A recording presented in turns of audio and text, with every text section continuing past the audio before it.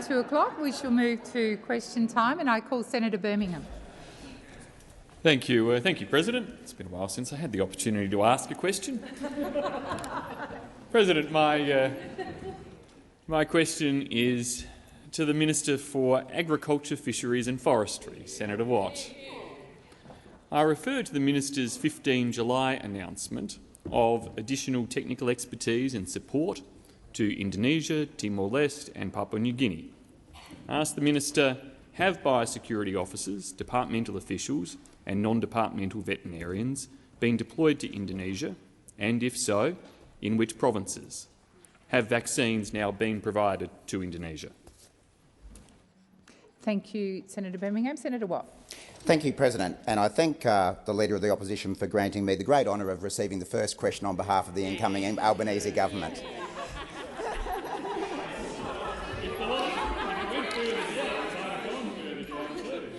And I thank him for asking this question because it is a very serious issue.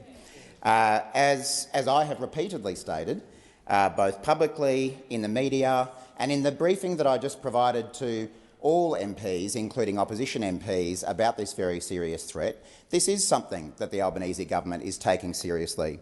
It's worth noting that this outbreak reached Indonesia prior to the election when the former government was in government. And we, of course, have now become responsible for supporting our friends in Indonesia to manage their outbreak, especially since that outbreak reached Bali. Now, Senator Birmingham has referred to announcements that I have made on behalf of the government as to assistance that we are providing our friends in Indonesia. That assistance includes 1 million vaccines for foot and mouth disease, along with a range of technical assistance such as assistance in rolling out the vaccines, in improving laboratory testing capacity and a range of other measures that the Indonesian government has advised us would be of assistance to them. We, as I have previously made public, we expect the vaccines to be delivered to Indonesia in August. They have been ordered. We expect them to arrive in August as previously announced.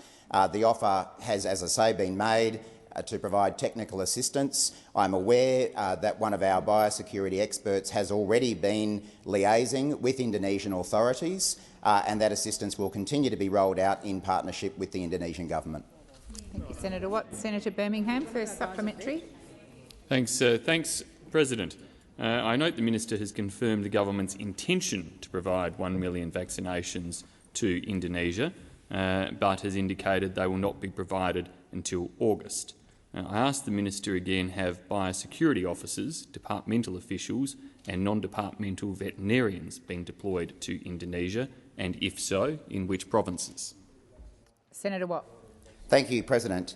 I am aware that not only any veterinarian, but our country's Chief Veterinary Officer, Dr Mark Shipp, has personally been in Indonesia cooperating with the Indonesian government and their veterinary authorities to offer assistance, and that is ahead of the deployment of additional expertise.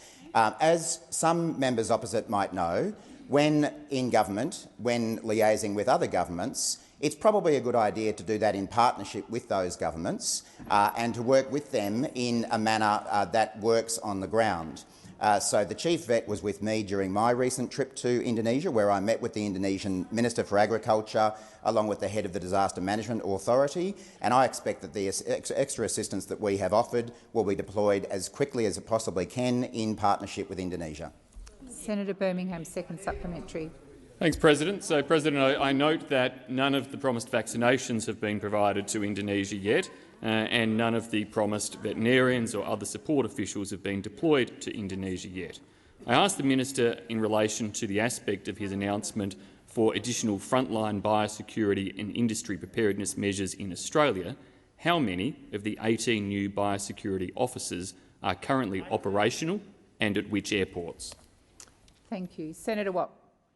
Thanks, President. Before I directly answer Senator Birmingham's question, I want to pick up this point that he keeps making about vaccines. As you may be aware, when the Prime Minister visited Indonesia shortly after the election, he made an offer of vaccines to the Indonesian government. At that point in time, they decided, as is their sovereign right, that they would obtain those vaccines elsewhere for the time being and would begin a domestic production program around vaccines. We have, of course, since offered 1 million vaccines that have been accepted. They have been ordered. They will be provided to Indonesia in August. And in terms of biosecurity officers, I'll get you the exact number, but my advice is that they have begun being rolled out into airports and mail centres now.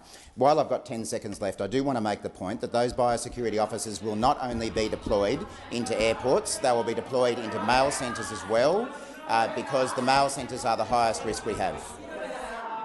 Thank you. And order. Order. Order. Order. Order. And Senator Watt, I am clarifying that you've taken a portion of Senator Birmingham's question on notice. Senator Walsh. Thank you, President. My question is to the Minister representing the Prime Minister, Senator Wong. In May, the Australian people voted for a Labor government with real plans to build a better future. Can the Minister update the Senate on how the government is working towards that goal? Senator Wong. Thank you very much, President, and thank you to Senator Walsh for the question. Rare to get an interjection on Adixa, but I know it's early days in the process of dealing with the change of government on that side. I would say this: as we start this new term, I hope all of us in this chamber recognise the privilege that with which we have been entrusted in whichever roles we have, and that is no less than the opportunity to change people's lives for the better. And those of us on this side of the chamber understand that good government can do this. Good government can keep us safe. Good government can provide help to those who need it, support when times get tough. And importantly, good government can open the doors of opportunity.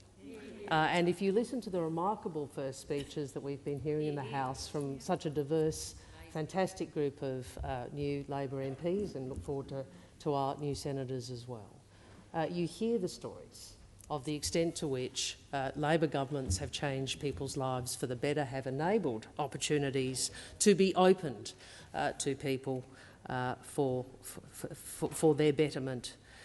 You see, good government can enable aspiration. It can enable people to achieve their dreams.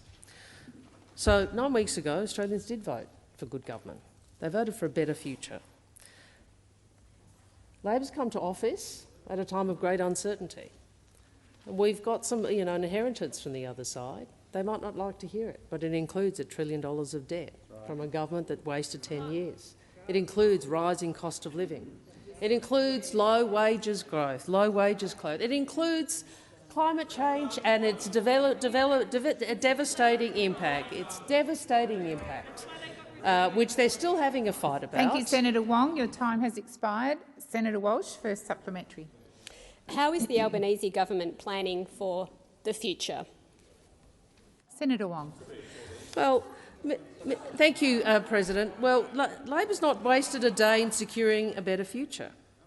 And one of the reasons, one of the things that is critical to a better future is, of course, to deal with climate change. And I know those opposite are still whirling around in their division on this issue, despite losing so many seats.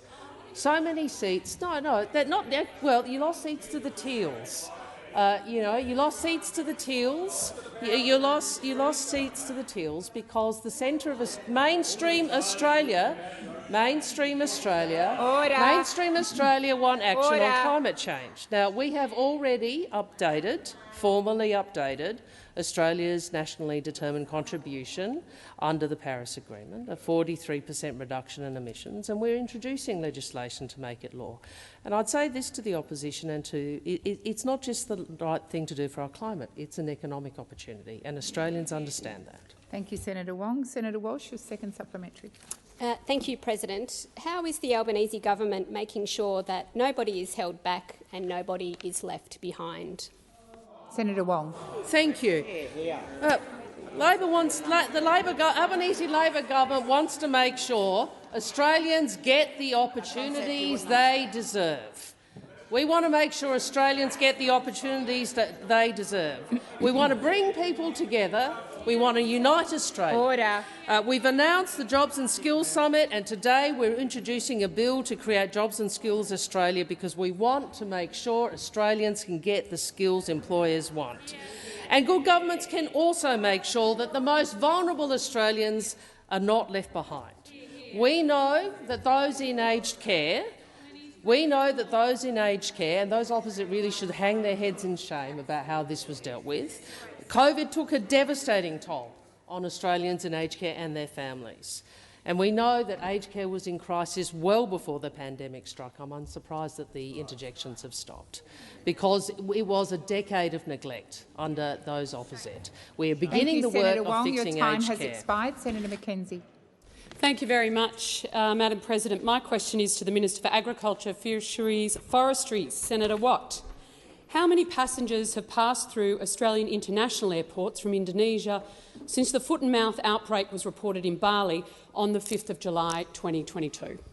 Thank you, Senator Mackenzie. Senator Watt. Thank you, President. Again, I'm very happy to provide the exact number to the minister. Order. Order. Order. Order. Wow. Senator Watt. Senator Watt, resume your seat, please. Order. Thank you. Senator Watt, please continue. I know it hurts. I know it hurts being over there, and I know it's going to hurt for a long time. What hurts? No. Senator Watt, resume your seat. Order. Please allow the Minister to answer the question. Senator Watt. What hurts our agriculture industry more, President, is the hysteria that we continue to see on display from the opposition in relation to this very important issue. Senator Watt, please resume your seat.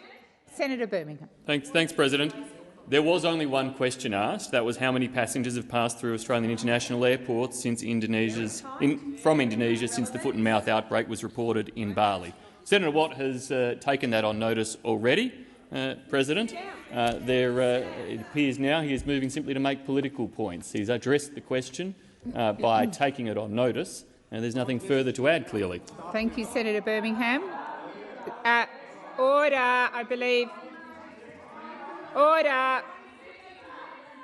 Senator Wong.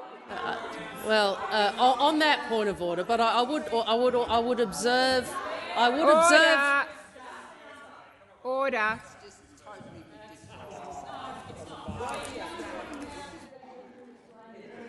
Order. I have called Senator Wong on a point of order. I'm asking senators to be silent. Senator Wong. Thank you, President. I think there is precedent, but obviously you will take advice from the clerk in the previous parliament, where even if a minister has taken on notice, responding to some of the substance of what was put, subsequently he's entitled to do that, and that was the practice under the previous government and the previous President. Thank you, Senators Birmingham and Wong. I will remind Senator Watt to address his remarks to the question. He's taken some of it on notice, but he may be able to. Order. Order. Senator Watt. Do you wish to raise a point of order, Senator Mackenzie? Okay, Senator Watt, please continue. Thank you. I wanted to check this number to make sure I was getting accurate information to the chamber, and the number is 23,600 air travellers. Senator Watt. 23,600 numbers. Senator Watt, please resume your seat.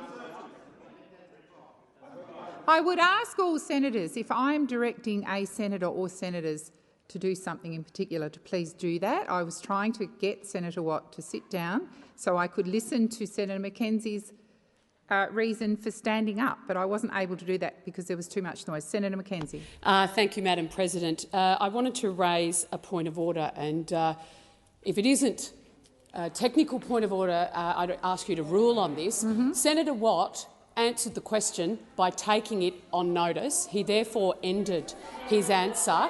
I would like a ruling from you on this.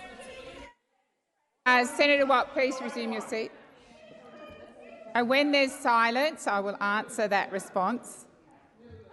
The question was asked about a specific number, which, as you're correct, Senator Watt took on notice, but he's now been supplied with that, and in the same way that other ministers would have, he's now informing the Senate of that number. Senator Watt, please continue. Thank you, President. As I say, the number of passengers arriving by air from Indonesia last week was 23,600. Of those, 21,948 air travellers were returning from Bali, so about 90-odd%. I think one of the pleasing aspects of this is that the efforts of our biosecurity officers over the weekend. It's disappointing that Senator Mackenzie doesn't want. Senator Mackenzie. I'm just seeking clarification, Chair, Sure. Madam President. He gave us last week's Bali numbers. I asked for the passengers from the 5th of July, once the outbreak in Bali was actually notified to Australia. So is he going to take on notice the parts he couldn't answer, or Senator is that Mackenzie, his answer? Senator Watt was, I think, answering the question. I don't think he got to the end of it, but I'll entertain. So let's get him to the end of it and see where we end up. Senator McGrath. I would ask the Minister to table the document that he's clearly reading from. Will you table it? And could he table his phone also, please? Thank you. Senator McGrath. Senator Watt, please continue. Well, it's disappointing that senators up want to ridicule such a serious matter. The number of passengers. Order. Senator Watt, please. I'm trying to help. Senator I'm trying to Watt. give you information. Senator McGrath. I am asking for the minister to table the document. And the minister's agreed to table Has the the minister document. agreed to table the document? I didn't hear the minister say. Have you tabled the document? Senators, order. Senator McGrath, please resume your seat. Senator McGrath, I've asked you to sit down. Thank you. I understood, and I will clarify, Senator Watt has agreed to table the document. Senator Watt, please resume answering the question. I'll take that request on notice. Thank you. But turning to that, if Senator Mackenzie would like the information that she's asked for, I'm happy to provide it. The week commencing the 4th of July this year, 20,404 passengers returned or entered Australia from Indonesia, 92.7% of which were from Bali. 23,600 the following week, the week commencing the 11th of July, and the most updated figures that I have are the ones that I've already given. The pleasing thing about the numbers, when you dig into them further, is that we are seeing an increased level of compliance from passengers, which shows that they are listening to the accurate, non-alarmist information that is being put out by this government, as opposed to the alarmist rhetoric coming from the opposition, which is rejected roundly by industry. Thank you, Senator Watt. Senator Mackenzie, first supplementary. Thank you, Madam President. Of how many of these passengers that have passed through Australian international airports from Indonesia have been treated with disinfected foot mats on arrival? Thank you, Senator Mackenzie. Senator Watt. Well, if I assume that Senator Mackenzie has been following this, and if she has, she would know that the sanitised foot mats started being installed in international airports on Monday this week, and that was completed yesterday. I might point out, by the way, that this is the first time in our history that we have seen sanitised foot mats put across every international airport in the country. We never saw the former government do this in any airports when there were outbreaks in Vietnam, in China, in Indonesia, in Malaysia, in South Africa and every other country. Resume your seat. Senator Mackenzie. My point of order is on relevance. I was very clear in my question. Now that he's found the numbers of how many passengers from the 5th of July, and I'd also like to thank his staff for that, how many have actually, of those tens of thousands of passengers returning from Bali, have actually been treated to not if the mats are rolled out or not, how many passengers have actually gone through appropriate biosecurity measures on our borders? Thank you, Senator Mackenzie. I'll allow Senator Watt to continue to answer your question. Thanks, President. It is unfortunate that Senator Mackenzie didn't stay for the entire briefing that I just provided to all MPs. If she had done that, she would have heard one of our biosecurity officials say that the answer was 100%. 100% of passengers have been walking through sanitised foot mats. Senator Watt, please resume your seat. Senator Mackenzie. I thought the questions were very clear, simple, one sentence apiece. The question, relevance, yes, Madam and President. I've answered that. Senator Mackenzie, please resume your seat. Senator Wong. Well, I have.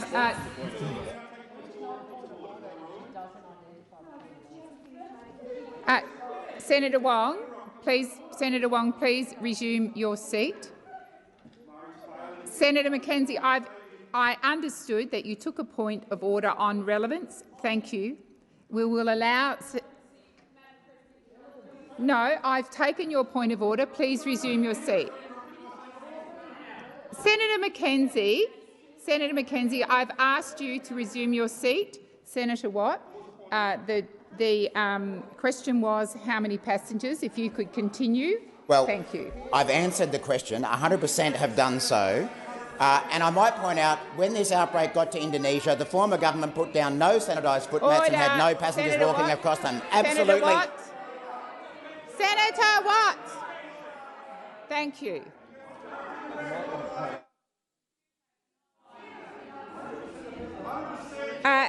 Senators, before I call Senator Mackenzie, order. Or Senator McGrath. I will point out that the level of interjection is disorderly, and I would ask you to respect the person asking the question and answering. Senator Mackenzie, your second supplementary. Thank you, Madam President. In the 48 hours following the establishment of the biosecurity response zones on 12 midnight Friday the 22nd of July, how many foot mats were actually operational in Australian international airports for passengers inbound from Indonesia? Thank you, Senator Mackenzie. Senator Watt. Well, as I answered in my previous answer, the foot mats were rolled out and installed in every international airport in Australia on Monday and Tuesday this week. Again, I point out that that compares to 0 sanitised foot mats that were Senator ever Watt. rolled out by the former Senator government Watt. when there were outbreaks in every number of countries. Senator Watt, I don't want to have to call you 5 times before you respond. Senator Mackenzie is on her feet on a point of order. I expect you to sit down. Thank you. Senator Mackenzie. Thank you, Madam President. My point of order is on relevance. I was going to when the biosecurity response zones were actually established at 12 midnight on Friday the 22nd of July. How many foot mats were actually operational? Thank you, Senator Mackenzie. I will draw Senator Watt back to the question. And I now have Senator Wong on the point of order. sorry. All right. Order. No. Order.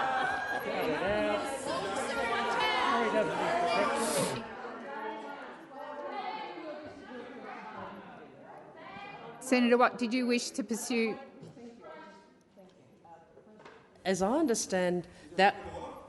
Senator McGrath. Yeah, that's fair enough. I will ask you on to the be on the silent. point of order, and I just on the point of order, as I understand, Senator Mackenzie made a point of order.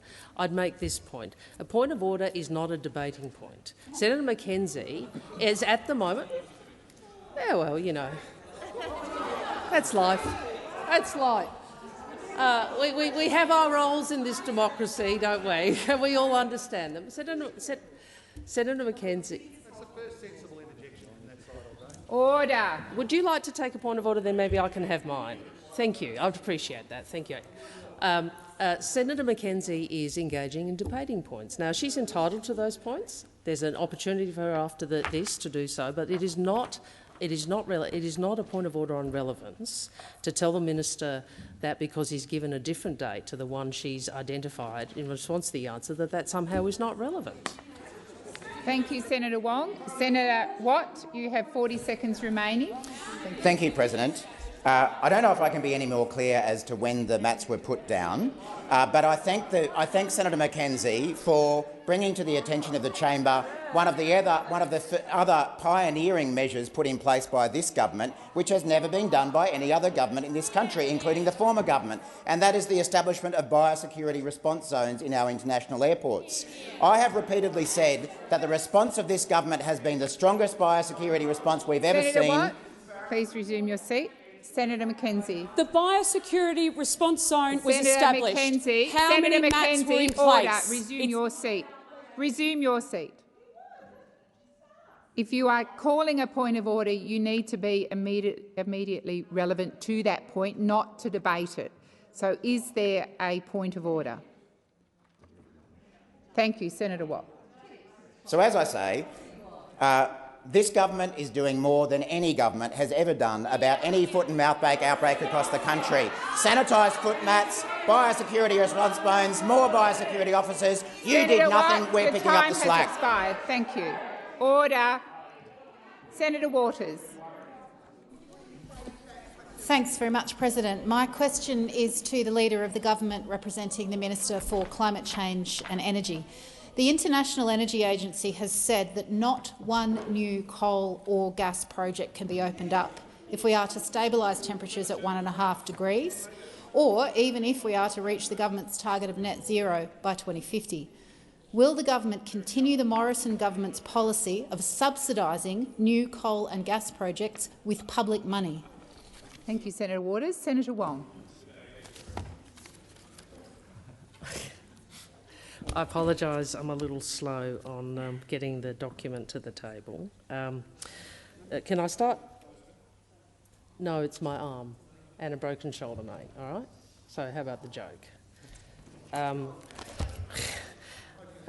Can I be clear? I do understand that in relation to coal there is a difference between the Greens political party and others in this chamber, and there is a difference between the position the Greens articulate and the position that is adopted by the international community under the UNFCCC, where the contribution of nations to the objective of reducing emissions is predicated on reducing one's domestic emissions.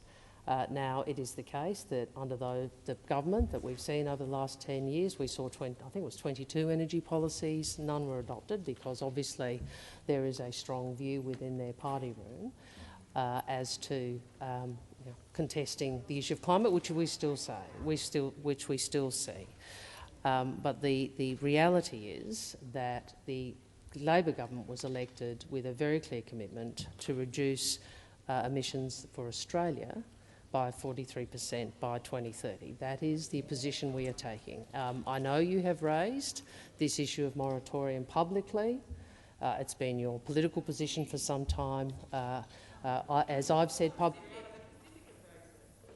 yes, and yeah, it is a position that the Greens political party have been putting for some time. I understand that is your position. The position of the government is that we will are taking a far more... Oh, really? Order. Order. I love many things, but, you know... Senator Wong, please resume your seat. Senator Waters. Order. Senator Waters. President, just a point of order on relevance. The question went to whether or not public funding of new coal and gas mines will continue under this government. There was also a preamble, so I think Senator Wong is being broadly relevant. Senator Wong. As I said, the government's position on coal mines is that they will be assessed in accordance with the existing law. Senator Waters, first supplementary. Thanks, President. The burning and extracting of coal and gas is the biggest cause of the climate crisis, which threatens all Australians. Given the first responsibility of government is to keep its citizens safe, why is the government supporting opening 114 new coal and gas projects, which will turbocharge floods and bushfires? Thank you, Senator Waters. Senator Wong. The government is being consistent with the commitments it took to the election and the commitments that the Australian people were well aware of when they voted in the election, which led to the result of an Albanese Labor government. We will reduce Australia's emissions by 43% by 2030. It is an ambitious target. It has a range of very positive consequences, including, I think it's in excess of 80%, around 82% of our electricity grid will be powered by renewables by the same time. In relation to those projects, they will be assessed in accordance with the existing with the relevant environmental approval frameworks. And that is also the position the Labor government, the Labor Party, took to the last election. I understand this is a political campaigning issue for the Greens. I saw that. No, it is. But it is not the position of the international community in terms Senator of how Wong, we your time operate has in the expired. UNF. Senator Waters, second supplementary. Thank you, President. Will the government continue the Morrison government's policy of subsidising new coal and gas projects with public money? Senator Wong. Thank you, President. I'm unclear as to which subsidies Senator Waters is. Well, order. Well, I'm really tempted to take that interjection, but I will not. I'm not sure which of the sort of I'm not sure which rebate arrangement or other tax arrangement the Senate Leader of the Greens, sorry, yes, that's right, Leader of the Greens in the Senate is order. Order. No, I'm just... Order. Senator Wong, please continue. Thank you, President. I'm not sure to which the Greens leader is referring to, and if she wants to indicate to me a particular rebate that she's asking whether the government has a view about, I will certainly refer that to the Treasurer. Thank you, I would Senator anticipate Wong. Your time that the has answer expired. is unlikely. Senator Sheldon. My question is to the Minister representing the Treasurer, Senator Gallagher. Can the Minister update the Senate on the latest inflation data that was released today? Sorry, Senator Gallagher. Thank you, President. Thanks, Senator Sheldon, for the question. Today's ABS release of the Consumer Price Index for the June quarter 2022 has shown that inflation has increased by 6.1% over the past year, 1.8% in the June quarter, and it reinforces the difficult cost of living challenge for Australian households. Today's news will be very confronting to many households around the country who are already feeling the pinch of finding extra dollars for the increasing costs of living. Now, we've been upfront with Australians since moving into government.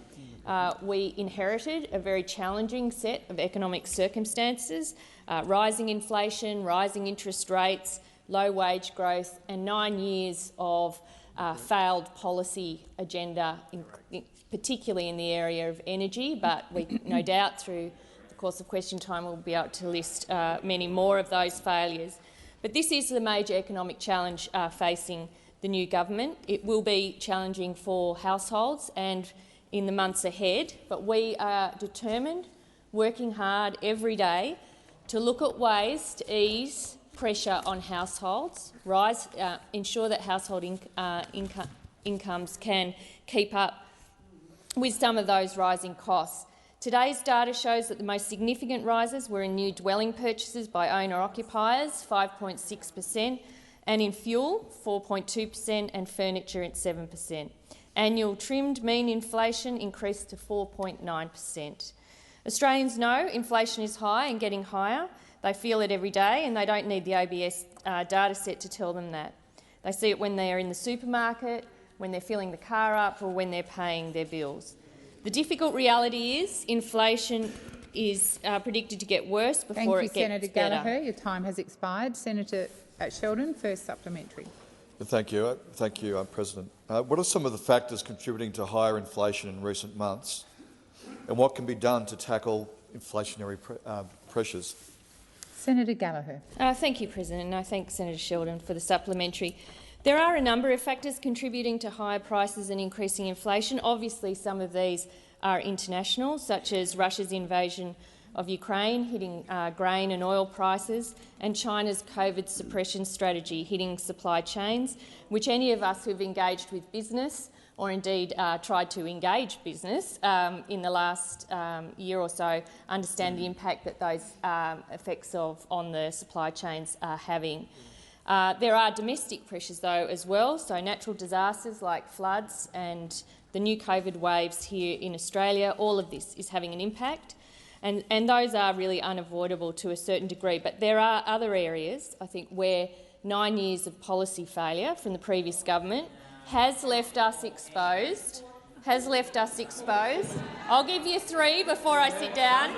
Energy, skills and suppressing wages. Thank None you, of that's Senator helpful. Gallagher.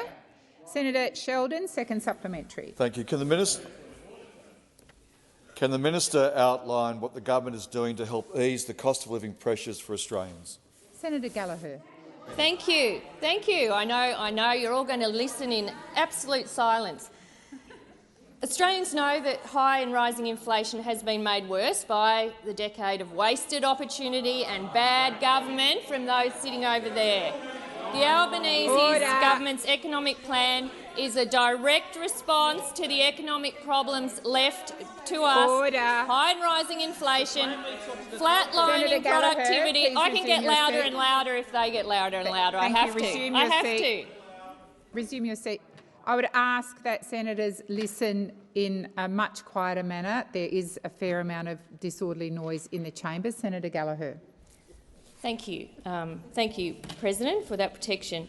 Our plan includes cost of living relief in the form of cheaper childcare, cheaper medicines, our plan on cleaner and cheaper energy to put downward pressure on power prices. This really is the most symbolic policy failure, I think, of this government was 22 failed energy policies, an energy crisis at the point that the government was changed because of your failure, and households have paid for that. They've paid for that with rising costs, and we want to put downward pressure on all of those costs and be honest with households. Thank you, Senator Gallagher. Your time has expired. Senator Roberts. Thank you, Madam President. Before my time starts, I'd like to seek leave to obtain your clarification on a matter. Is leave granted? I believe leave is granted, Senator Roberts. Thank you, Madam President. The behaviour we've seen this afternoon in question time shows complete disrespect for the people of Australia. I've been told by both sides of parliament that it's about theatrics. We're here as representatives of the people, not as entertainers. Could you please clarify, Madam President, your expectations as President and your powers to do something about this, or do we simply rely on the senator's respect for the people? Thank you, Senator Roberts. Order. Order. Senators gave Senator Roberts an opportunity to seek leave to ask a clarification. Please listen for the answer. As many other presidents before me have, expressed the desire for senators to listen in an orderly fashion and to not be too rowdy in their responses, I will continue to do the same, and I will do my utmost to keep the chamber fairly orderly during question time. Thank you, Senator Roberts. And your question is? My question is to the Minister for Agriculture, Senator Watt. Thank you for your briefing this afternoon, Senator Watt, on foot and mouth disease. Minister, if foot and mouth disease does enter Australia, the short-term response would be to start vaccination. Now, Food and Safety Australia and New Zealand says vaccines are safe for human consumption. So having said that, Australia owns foot and mouth disease vaccines located in the United Kingdom. How many vaccines does Australia own in the United Kingdom? Thank you, Senator Roberts. Senator Watt. Thank you, Senator Robertson. I'm pleased you were able to come along to that briefing. The feedback I had was that it was very informative for the members who attended. And we are approaching this in a bipartisan manner, and we would welcome the opposition joining us in that, as I know you are, Senator Roberts. Just to pick you up on one point, Order. Senator Watt. Thank you, President. Just to pick you up on one point, if, God forbid, foot and mouth disease were to enter Australia, despite the measures that we are putting in place, we have a well-developed plan known as the AUSVET plan, which is prepared between the federal government, states and territories about how we respond to biosecurity outbreaks.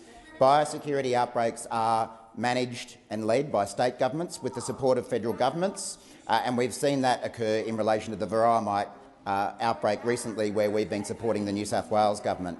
The point about vaccines is that the biosecurity advice that I have received is that we would not immediately devaccinate all livestock or even a large segment of livestock immediately in Australia, and that's because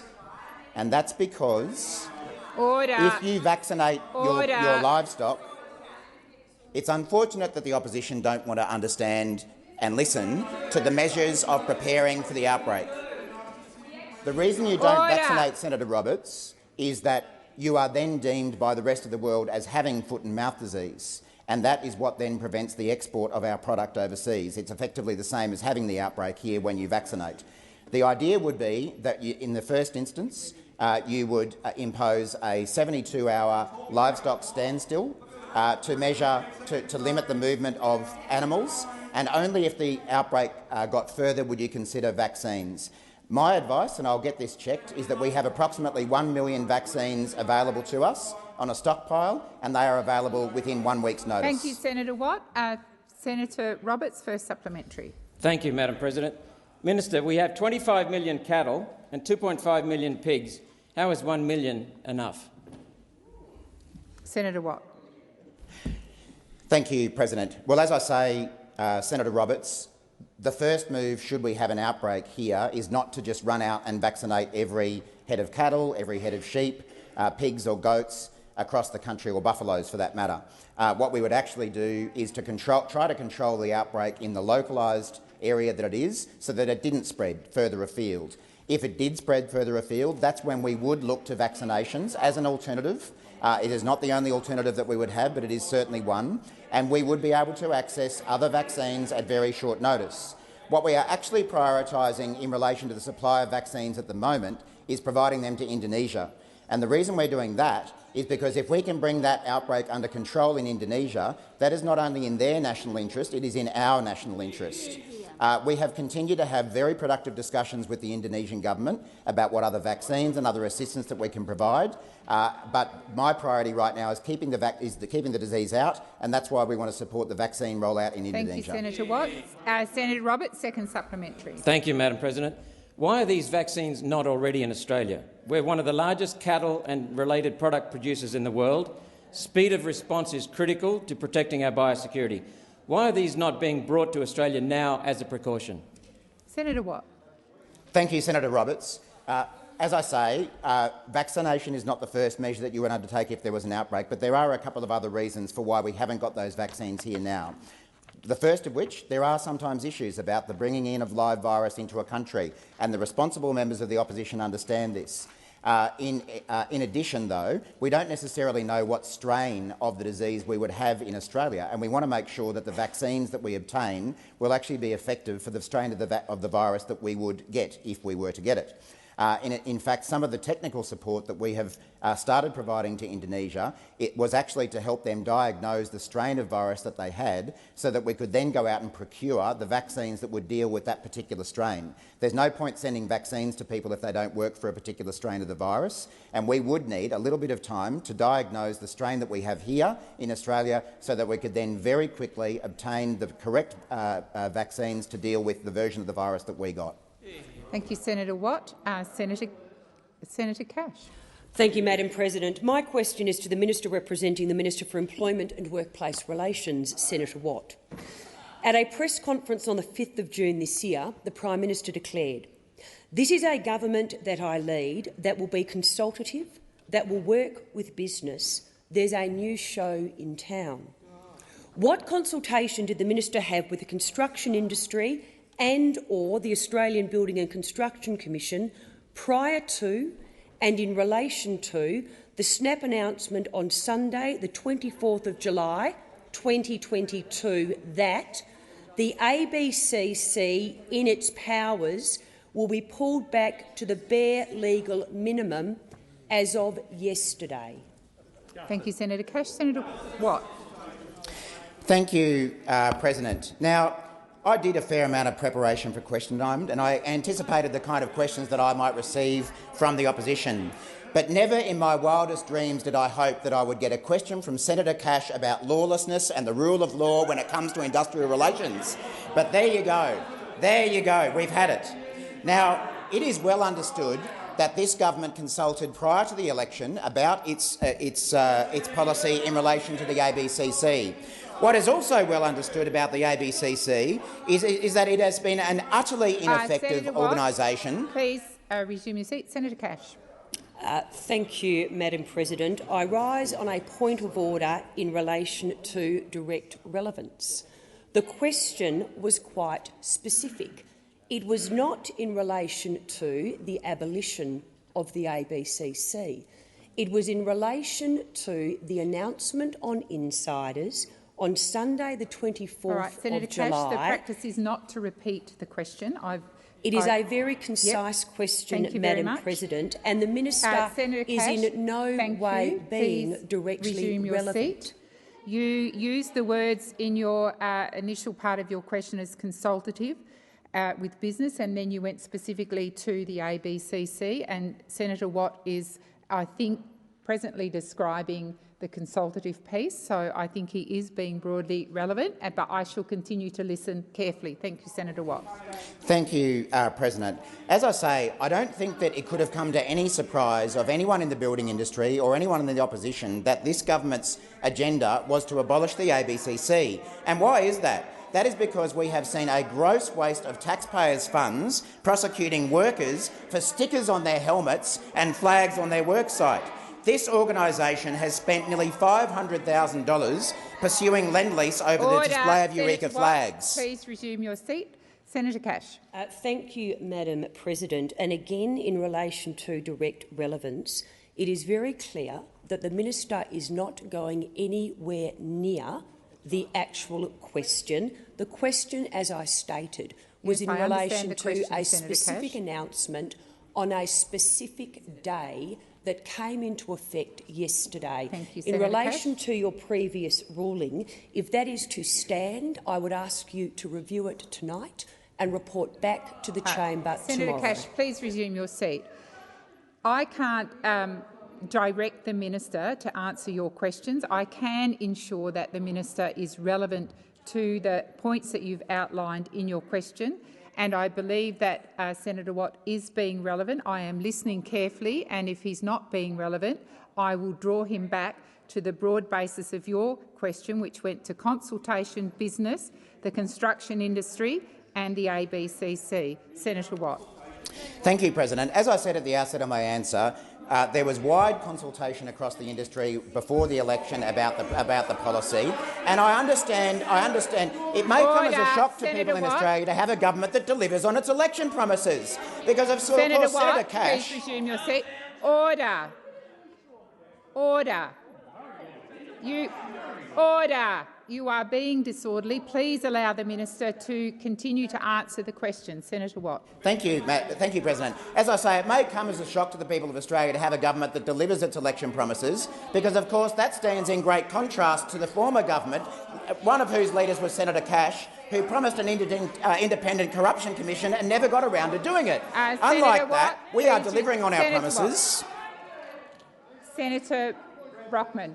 President, on direct relevance, there have been repeated rulings of this place, which you know very well, which say that the minister should not use the opportunity to attack those opposite. That is exactly what the minister is doing. And Senator Wong, order. Senator Brockman, please resume your seat. Thank you. Please resume your seat. Senator White, I would remind you to come back to the question that Senator Cash asked. Thank you, Senator White. Thank you, President. As I say, we have widely consulted about our policy. We went to the election saying that we would do the policy. We are now delivering our policy. And as I say, I for one am shocked that Senator Cash, of all people, would come in here, ask questions about workplace laws and workplace lawlessness when she— Please resume your seat. Senator McGrath, sorry, Senator Cash, please resume your seat. I'll come back to you. Senator McGrath, you are constantly interjecting in a very loud manner to the point that I have to keep sitting the minister down. I would ask you to refrain from doing that. Senator Cash. Thank you, Mr. President, Madam President. And again, in relation to a point of order on direct relevance, again, I did not ask a question about the Labor Party's decision to abolish the ABCC. I asked a very specific question in relation to a very specific decision that came into force yesterday. And again, in relation to your previous ruling— Thank you, Madam President. In relation to your previous rulings, I would ask you to reconsider them and report back to the Senate tomorrow. Thank you, Senator Cash. I don't intend at this point to review my rulings. I have asked Senator Watt to be direct. Your question contained the words consult and business, and that is what Senator Watt was just outlining when I had to sit him down because of the disorderly nature of the Senate, and then I entertained your point of order. So Senator Watt was being directly relevant about the consultation. Senator Watt. Thank you, President. Now, as I say, I'm heartened that all of a sudden Senator Cash thinks that consultation is important or giving people a heads-up is important. I don't remember her or her office giving the AWU a heads-up before they leaked the media the police raid on their offices. I don't remember them giving the AFP a heads-up before they leaked their raid to the media and put those police officers in danger. Just a moment, Senator Brockman. Please resume your seat.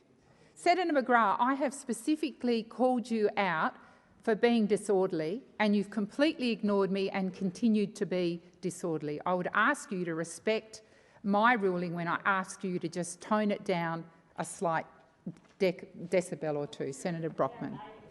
Point of order on direct relevance. Minister Watt is clearly ignoring your instruction to return to the question. Senator Brockman, he is not. He is being directly relevant. Thank you. Senator Watt, please resume your 5 seconds.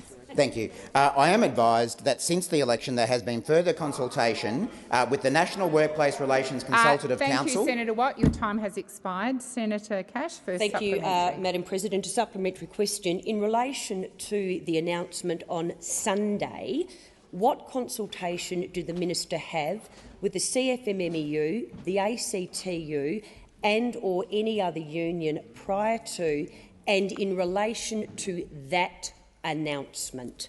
Thank you, Senator Cash. Senator Watt. Well, of course, I will have to take the specific question on notice, not being the minister.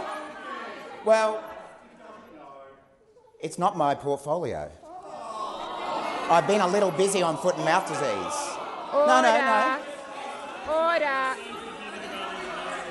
What I do know is that since the election, there has been further consultation about our policy to abolish the ABCC with the National Workplace Relations Consultative Council, which not only includes unions but includes business representatives. It includes the Small Business Council and Master Builders, among other organisations, the Australian Industry Group as well. Senator Watt, please resume your seat. Senator Cash. Again, on a point of order in relation to relevance, the minister has taken the question on notice. He has advised the chamber he is not the relevant minister and, as such, needs to consult with the relevant minister.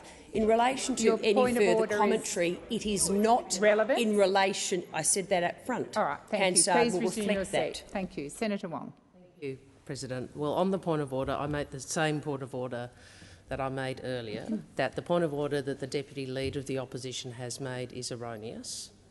It is not correct that when a minister takes part or some of a question on notice, that minister cannot then address substance of the question. And that has been consistent, and maybe Senator Brockman might wish to stand up and confirm that that is the case if he wishes to engage in a point of order as the case. But the point of order is misconceived. Thank you, Senator Watt. Just a moment, Senator Cash, please resume your seat.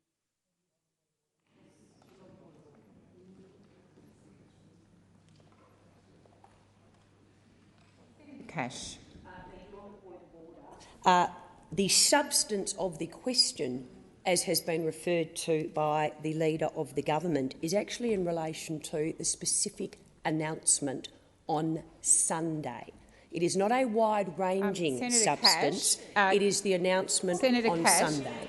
If you have a point, Senator Wong, if you have a point of order, please make it to me and not to Senator Wong. But I'm assuming you are talking about relevance.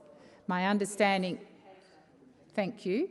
I understand that Senator Watt can continue to be directly relevant to the question you've asked. He's taken some of it on notice and explained, well, he's taken the substantive nature of it on notice and explained that he is not the actual minister. Senator Watt, if you wish to continue.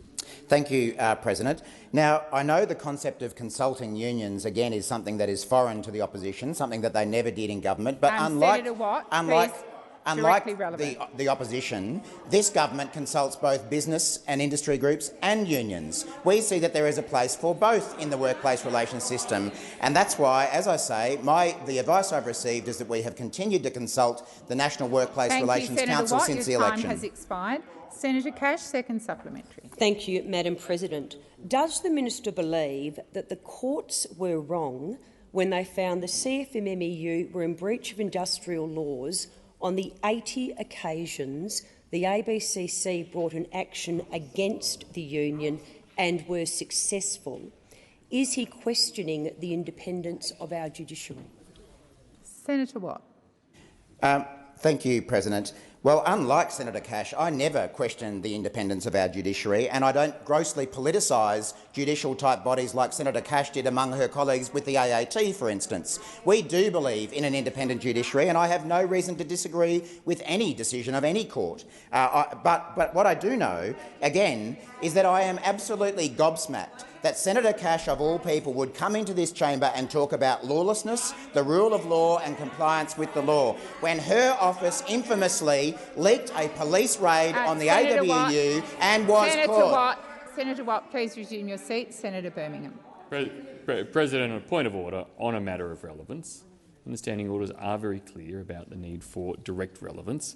Senator Watt, on this occasion, is straying well beyond any relevance to the question that was posed. I'll remind the Senator. Clearly reflecting upon another senator in this place and reflecting upon actions of a previous government not being relevant. Thank you, to this Senator question. Birmingham. I'll remind Senator Watt to be directly relevant to the question, which was about the judicial system and the CFMEU. I'll leave it for you to rule, President, but I think that I was directly relevant to the initial question.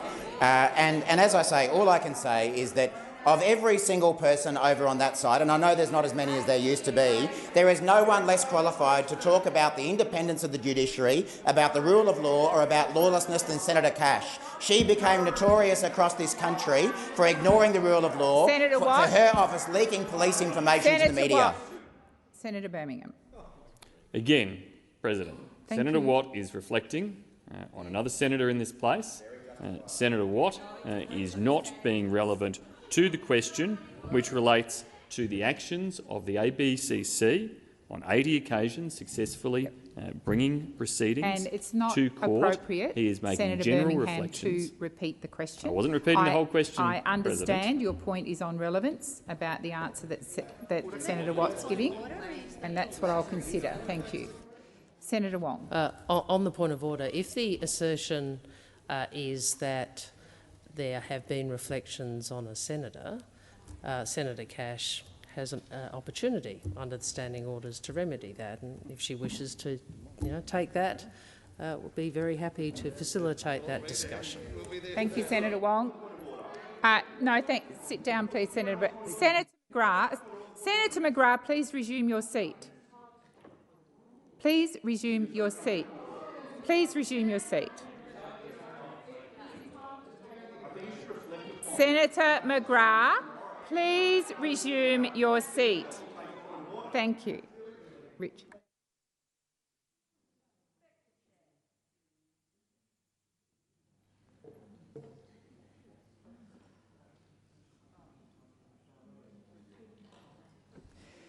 So I'm going to go to the point raised by Senator Birmingham on the issue of direct relevance. And if Senator Watt was straying, and I think he was, he does need to be directly relevant. Senator McGrath, if your point of order, and I would appreciate it in future when I ask you to sit. I made no decision back to you whether I would entertain your point of order or not. If your point of order is different to that, I would ask you to raise that now. I would like Senator Watt, on the point of order, to withdraw the comment that he made about Senator Cash. Thank you, Senator McGrath. That is not. He made no assertion directly about the Senate. Senator Watt. Well, may I seek clarification? Order. Is the item that you would like me to withdraw that there is no one less qualified on your side to talk about lawlessness? Senator Watt, please resume your seat. Senator McGrath. Order. Order. Senator Wong. I am unclear because what is being sought, and if Senator Cash is asking for a withdrawal. I appreciate Senator McGrath's point. He doesn't want the position, the words to which he's reacted repeated, but I don't actually know which allegation, which point you want withdrawn. The general approach I would like us to take is if people wish something to be withdrawn, unless there are very compelling reasons not to, that as a matter of courtesy in this chamber we should do so. But I'm genuinely unclear as to which. There's a lot of political argy-bargy. Some things have been said by the senator behind you which I have ignored. So if the Senator Cash wishes something withdrawn as a matter of courtesy, I'll ask the minister to do so. Thank you, Senator Wong, and I will ask Senator Watt, one, not to repeat comments you made, but if you believe that you made comments directly related to Senator Cash, then I would ask you to consider to withdraw those. I withdraw. Thank you.